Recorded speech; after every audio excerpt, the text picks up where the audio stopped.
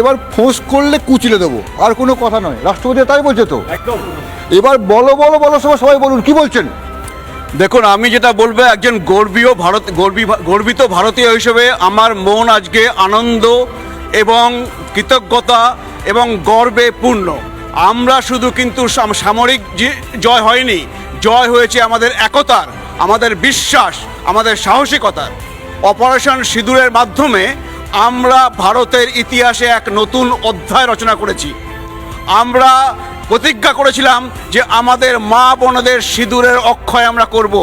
কোনো শিশু যেন তার বাবাকে এইভাবে না হারায়, কোনো পিতা মাতা যেন তার সন্তানকে এইভাবে না হারায়, সেই প্রতিজ্ঞা আমরা রক্ষা করেছি আজকে।